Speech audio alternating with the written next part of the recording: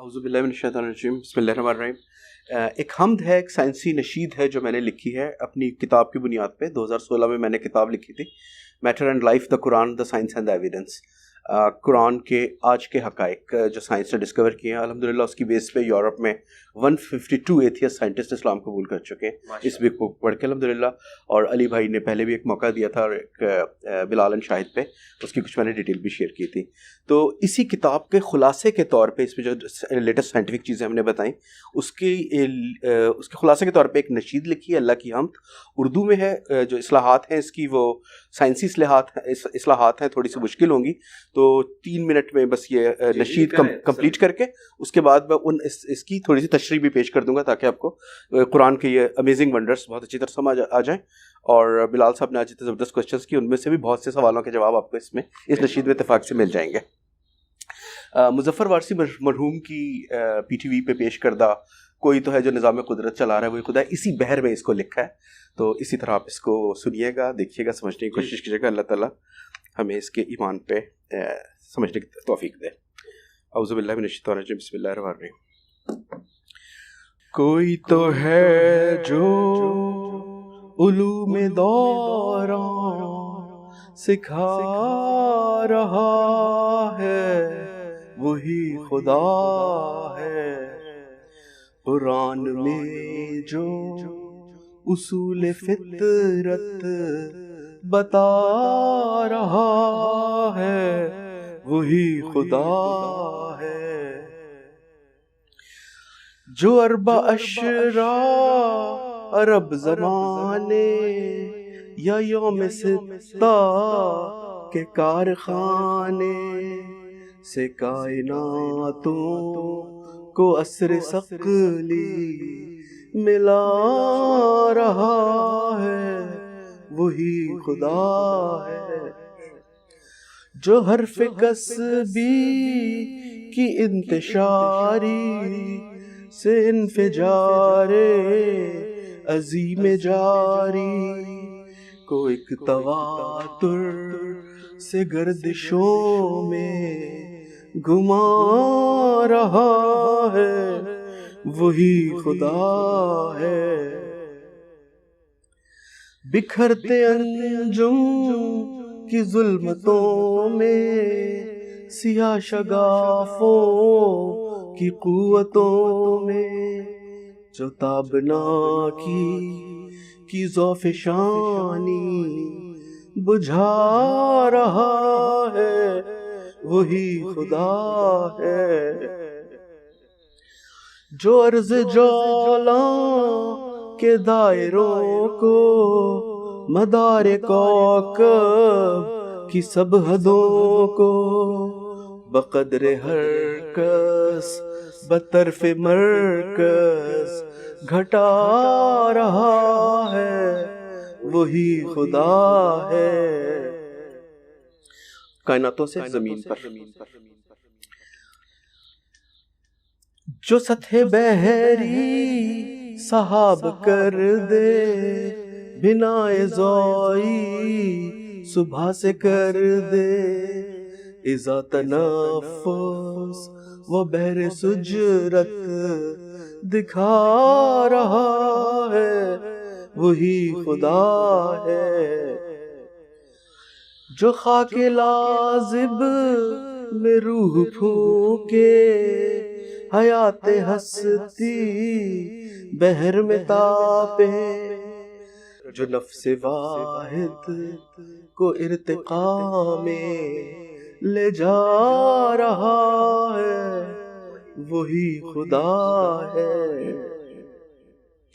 जो हल अता को बशर में ढाले, शऊर दे के खलफ बना ले, जो बशर अव्वल को इसमें कुल भी सिखा रहा है, वही खुदा है। कोई तो है जो उलूम दौरान सिखा रहा है, वही खुदा है। कुरान में जो उसूल फितरत बता रहा है, वही खुदा है, कोई तो है जो। बहुत शुक्रिया इसकी करें जी, मुझे तो मजा आ गया, इनको भी मजा आए जो आपने जो कुछ बोला है इसमें। अब उसूल फितरत जो कुरान सिखा रहा है, ये कवानीन फितरत जिस तरह अल्लाह ने इस पूरी कायनात को बनाया और सारी चीज़ें उसकी मिसालें कुरान में पेश की।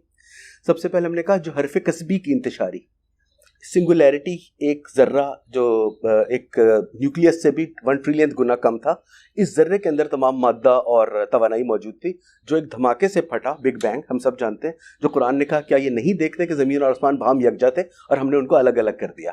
अल अर्द व समावात यानी स्पेस एंड मैटर, अर्थ को जब आप मैटर लेंगे और स्पेस कला समावात, तो उसको अलग कर दिया। मज़े की बात यह है कि कुरान ने यहाँ पे किसी धमाके का जिक्र नहीं किया, बैंग का नहीं किया। आज की साइंस बताती है कि ये it was a silent split, क्योंकि धमाका सुनने के लिए किसी सामे का होना ज़रूरी है, कोई मखलूक थी नहीं सुनने वाली। दूसरे उस वक्त हवा मौजूद नहीं थी, आवाज़ हवा की लहरों पे मीडियम पे ट्रैवल करती है। It was not a bang, it was just ज़मीन और आसमान हम यकजा थे और उनको अलग अलग कर दिया। ठीक है, कुरान में अल्लाह ने बताया।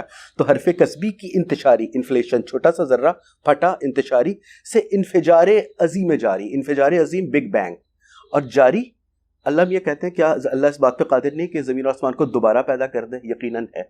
तो बिग बैंग के बाद ये बताते हैं कि बिग बैंग से कायनात फैलती चली जा रही है, 93 अरब साल फैल चुकी है 14 अरब साल की उम्र में, और फिर ये एक मुकाम पे पहुंच के वापस आएगी जिसको आप कहेंगे बिग क्रंच। बिग क्रंच के बाद दोबारा फैलेगी जिसको फिर बिग बाउंस कहेंगे। ये एक तवातुर से चलता रहेगा। तो इसलिए जो हरफ कस्बी की इंतशारी से इन्फिजारे अजीम जारी को एक तवातुर से गर्दिशों में घुमा रहा है, वही खुदा है। इसके बाद 14 अरब साल 13.8 अरब साल कायनात को बने हुए हो गए, जो अरबा अशरा ज़माने अय्याम सित्ता के कारखाने, यानी कि ये 14 अरब साल है। आइंस्टाइन के बताए हुए 2 तरीकों के मुताबिक ये एग्जैक्ट 6 फेजेस बनते हैं, जो 6 दिन यौम सित्ता अय्याम सित्ता जो कुरान में कहा गया। और ये ज़मीन का टाइम नहीं है कि 24 घंटे की, ज़मीन तो बनी नहीं थी उस वक्त, ज़मीन तो निज़ाम शमसी के बाद बनी है। कायनात को 14 अरब साल हुए, इसको सूरज को हमारे सिर्फ 5 अरब साल अभी हुए। तो ये कॉस्मोलॉजिकल टाइम के 6 दिन है। ज़मीन का तो वजूद ही नहीं था कि ज़मीन सूरज के गिर्द घूमे और 24 घंटे का दिन तय हो। तो जो मुस्तशरीकीन इसमें इतराज़ करते थे कुरान पे, ये उनके लिए पक्की है, राइट। और तो ये जो अरबा अशरा ज़माने अय्याम सित्ता के कारखाने से कायनातों को असर सकली में ला रहा है, वही खुदा है। कायनातें आलमीन, रब्बुल आलमीन 2018 में फाइनल इसको अप्रूव मिला कि 1 से ज़्यादा कायनातें मौजूद हैं। तो एक तो अल्लाह ने कायनातों को पहले कह दिया था रब्बुल आलमीन। दुनिया को दुनिया कहते हैं अरबी में, रब्बना आतिना फिद दुनिया, लेकिन कायनात को आलम कहते हैं। आलमीन का मतलब 1 से ज़्यादा कायनातें। तो मल्टीवर्सेस प्रूफ हो चुकी हैं, 1 से ज़्यादा कायनातें मौजूद हैं। उनको असर सकली में लाना, असर सकली कहते हैं ग्रेविटेशनल टाइम डायलेशन को, जो बज़ाहिर हमारे सामने पहली दफ़ा आइंस्टाइन ने बताई। उसमें ये चीज़ थी कि पहली दफ़ा पहला इंसान जिसने बाज़ार ये सोचा कि कायनात के मुख्तलिफ गोशों में मुख्तलिफ वक्त की रफ्तार हो सकती है। ये पहले कोई सोच नहीं सकता था। ठीक है, ग्रेविटेशनल टाइम डायलेशन। आप में से अगर किसी ने इंटरस्टेलर मूवी देखी हो तो आपने देखा होगा गारगेंटुआ के करीब गए हैं तो वहाँ पर सिर्फ 3 घंटे गुजरे और ज़मीन पर 27 साल गुजर चुके हैं। तो कायनात के मुख्तलिफ गोशों में मुख्तलिफ टाइम है। जितनी ग्रेविटेशनल बॉडी से करीब होंगे टाइम उतना स्लो गुजरेगा। और कायनात के मुख्तलिफ गोशों में मुख्तलिफ वक्त अल्लाह मियाँ कैसे बता रहे हैं कि अल्लाह का अर्श जहाँ पर है, जहाँ से फरिश्ते अहकाम लेके, अल्लाह का अर्श जहाँ पर है वहाँ का एक दिन तुम्हारे दिन के 50,000 साल के बराबर है। सुभान अल्लाह। ठीक है, फरिश्ते जहाँ से अहकामात लेके उतरते हैं वो तुम्हारे गिनने के 10,000 साल के बराबर एक दिन है। रोज़े हशर कितना होगा? 50,000 साल। तो कायनात के मुख्तलिफ गोशों में मुख्तलिफ टाइम जोन्स मौजूद हैं, टाइम की स्पीड मुख्तलिफ है। हमारा एक दिन 24 घंटे का है, अगर रोज़े हशर 50,000 साल जितना हो रहा है, इसका मतलब वो किसी ऐसी जगह पे है जहाँ पर बहुत स्ट्रॉन्ग ग्रेविटेशनल फोर्स मौजूद है, कोई ब्लैक होल है, कोई बिगेस्ट कोई सेलेस्टियल बॉडी है, राइट। और कुरान ने क्या एजाज़ है 14 साल पहले ये हमें बता दिया, तुम्हारी गिनती में, एग्जैक्टली, बिल्कुल। फिर ब्लैक होल्स इस तरह बनते हैं जब सितारे फटते हैं और वो फट के अपनी वो मुद्दत हयात पूरी करते हैं, उनका हीलियम हाइड्रोजन गैस खत्म होती है, वो फट के आसमान पे स्पेस पे सुराख में कन्वर्ट हो जाते हैं, जिसको आप ब्लैक होल कहते हैं। और उसके अंदर बिल्कुल अंधेरा होता है क्योंकि वो हर चीज़ को इतनी ग्रेविटेशनल पुल होती है, खींच लेता है, रोशनी भी नहीं रुक पाती, रोशनी को भी पी जाता है। ब्लैक होल 1971 में पहली दफ़ा डिस्कवर हुआ, सिग्नेस X1 उसका नाम है, 8,000 नूरी साल ज़मीन से दूर है। सूरह मुरसलात में अल्लाह मियां फरमाते हैं फ़ैज़न नजूम तुमसत वाइज़ा समाए फुरिजत, जब सितारे अपनी रोशनी खो बैठें और आसमानों में सुराख हो जाए। तो में आसमानों में सुराख हो जाए, सितारे अपनी रोशनी खोते हैं, सबसे पहले उनका टेम्परेचर खत्म होता है, हीलियम हाइड्रोजन ईंधन खत्म होता है, फिर रोशनी खत्म होती है, आखिरी चीज़ लुमिनोसिटी ऑफ स्टार्स रोशनी है जो खत्म हो जाती है और फिर वो ब्लैक होल में कन्वर्ट हो जाते हैं। तो इसकी ये चीज़ें बिखरते अंजुम, सितारा फट के कन्वर्ट होता है सुपरनोवा, बिखरते अंजुम की जुल्मतों में, सिया शगाफों की कुव्वतों में, ब्लैक होल्स की पावर्स में, जो ताबनाकी की ज़ौफ़िशानी बुझा रहा है वही खुदा है, बिल्कुल ब्लैकनेस वहाँ पे क्रिएट हो जाती है। इसके बाद हम एक ज़बरदस्त तरीन एजाज़ की तरफ आते हैं कुरान में, जो अर्ज़े ज्वाला के दायरों को, अर्ज़े ज्वाला, ज़मीन गोल है, बल्कि गोल भी नहीं है, सफ़ेयर है, पोल से थोड़ी सी चपटी है, सफेरिकल अर्थ, इसको सफ़ेयर कहते हैं।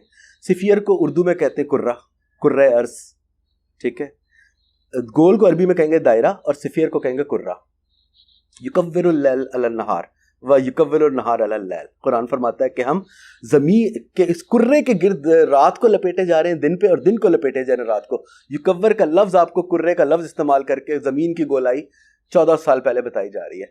और आज भी जैसे अली भाई का अमामा है, तो आपको अरब आज भी अगर किसी गोलाई के उसमें कोई चीज़ लपेटते हैं, जैसे टर्बन आपका है, आपका दस्तार है, उसको युकव्वर ही कहते हैं अरबी ज़ुबान में। तो कितना बड़ा एजाज था। सो अर्ज़े ज्वाला के दायरों को, ज़मीन की गोलाई के दायरों को, मदारे कौकब की सब हदों को। होता ही है कि ज़मीन है या दूसरे प्लैनेट्स हैं, इनके सब के इर्द गिर्द एक मदार है, वो मदार डिके होता है, इसको ऑर्बिटल डिके कहते हैं, वो नीचे घटता चला जाता है। अगर आपने सुना 1979 में स्काई लैब का एक्सीडेंट हुआ था, वो ये था कि उस वक्त पता नहीं था साइंटिस्ट को 79 में सैटेलाइट जिस जगह मौजूद था आपका ऑर्बिट नीचे आ गया था, ठीक है। तो वो उसकी वो बैलेंस इक्विलिब्रियम ख़राब हो गया और वो ज़मीन पे गिर के तबाह हो गया। इस तरह रशियन स्पेस स्टेशन था मीर, उसका भी हादसा हुआ, वो खला में जाके तबाह हो गया क्योंकि अपनी ग्रेविटेशनल जोन से हट गया था। तो ग्रेविटेशनल आपका जो मदार है वो कम होता जाता है, इसको कहते हैं ऑर्बिटल डिके।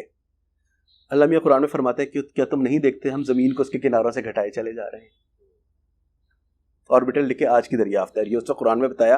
तो जो अर्ज़े ज्वाला के दायरों को, मदारे कौकब की सब हदों को बकदरे हरकस बतरफ़े मरकज़ घटा रहा है वही खुदा है, ठीक है। जितनी ग्रेविटेशनल पुल होगा उसका, जितनी बड़ी बॉडी होगी उतनी जल्दी ऑर्बिटल डिके होगा। बकदरे हरकस बतरफ़े मरकज़ घटा रहा है वही खुदा है।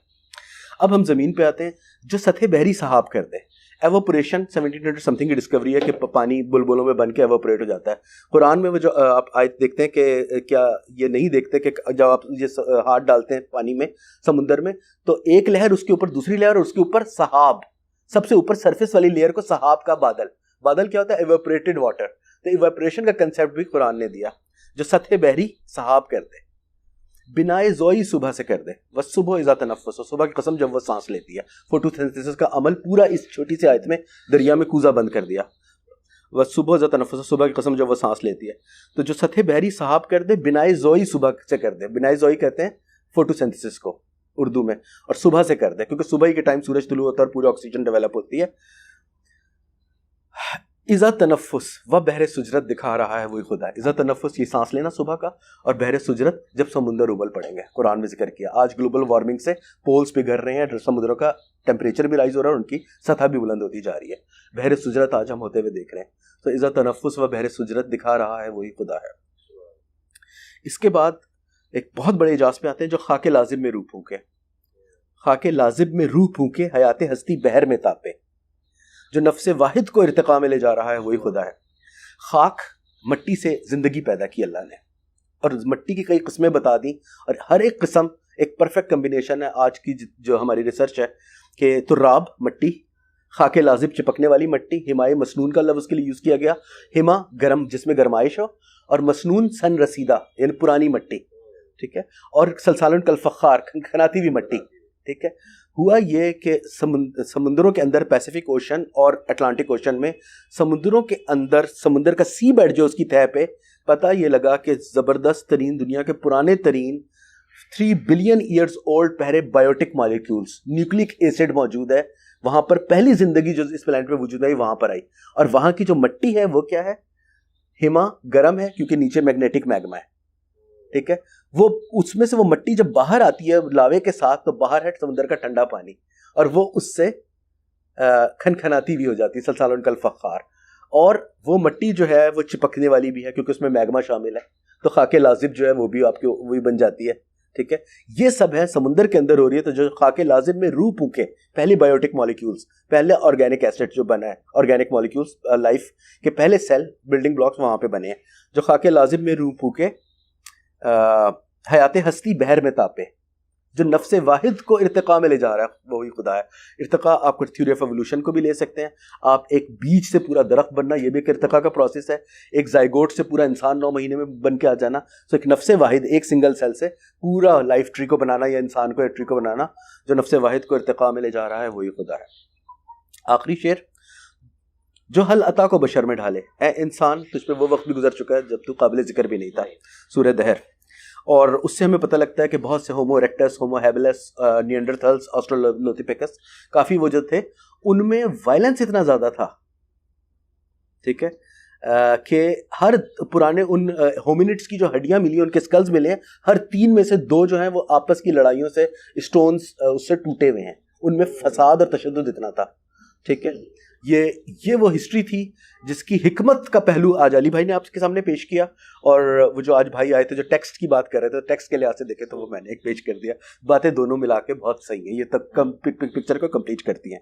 तो हल अता को बशर में ढाले, और बशर हजरत आदम पहले बशर बने। वो किस तरह आदम में और पिछले होमोसैपियन सैपियन कहलाते हैं। ये होमोसैपियन सैपियन, ये सबसे पीछे होमोसैपियन की जो हम इंसान है, मॉडर्न आर्काइक ह्यूमन। पिछले वाले जो है एनाटॉमिकली मॉडर्न ह्यूमन हम कहलाते हैं। पिछले जो आर्काइक ह्यूमन है उनमें हमें क्या फ़र्क था, हमारी फ्रंटल कॉर्टेक्स जो दिमाग का अगला हिस्सा है, इसमें 23 बिलियन न्यूरॉन्स हैं जो ज़हानत के, फैसला साजी के और जजमेंट के सेल्स हैं। ये इंसान को इंसान बनाते हैं। इसी को हम शऊर कह लें कि इंसान अब जी हाँ, language is part of that. और अभी लैंग्वेज का भी बड़ा इंपॉर्टेंट है, जिक्र आ रहा है फरमाया। तो जब आपके पास इंटेलिजेंस, जजमेंट और डिसीजन मेकिंग की पावर आ जाए, अब आप हक और बातिल में तफरीक कर सकते हैं। अब आप इस काबिल है कि आपको कुरान जैसे या इस्लाम जैसे दीन से रोशनास कराया जाए और इंसानों को अल्लाह का पैगाम आदम से लेके मोहम्मद रसूलुल्लाह सल्लल्लाहु अलैहि वसल्लम खातिमुन नबीयीन तक पहुँचाया जाए। तो जो हल अता को बशर में ढारे, शऊर दे के खलफ बना ले अपना खलीफा। वो खलीफा वही है जो हक और सच को समझ तफरीक करने के काबिल है।